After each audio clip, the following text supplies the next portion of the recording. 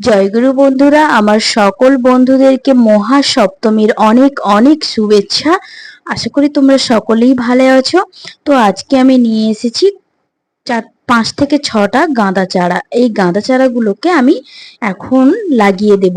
আর এখন তো নিশ্চয়ই সকলের বাগানে গাঁদা গাছগুলো অনেকগুলোই বড় বড় হয়ে গেছে। দুঃখের বিষয়, প্রচন্ড বৃষ্টির জন্য শরীরটা আমার খুব খারাপ হয়ে গিয়েছিল, তাই আমি বাগানে কদিন আসতে পারিনি বা বাগানের কাজে হাতও দিতে পারিনি। আর আজকে এই 6টা গাঁদা চারা নিয়ে এসেছি। এই গাঁদা গাছগুলোকে আমি খুব সুন্দরভাবে লাগিয়ে দিলাম। মাটিটা আগে থেকেই রেডি করা ছিল, তাই তেমন আর কোনো কষ্ট হলো না। আর এখানে এই সবকটা গাঁদা গাছে কিন্তু আমি বাসন্তী কালারের গাছগুলো নিয়ে এসেছি। বাসন্তী কালারটা আমাকে খুব ভালো লাগে। গাঁদা গাছগুলো লাগিয়ে ফাঙ্গিসাইডটা আমি আর জলের মধ্যে গুলাইনি বন্ধুরা। ফাঙ্গিসাইড পাউডারটা এমনি গাছের গোড়ার মধ্যে ছড়িয়ে দিয়েছি। যখন জল দিয়ে দেবো, সব সব জায়গায় ফাঙ্গিসাইডটা গুলে যাবে।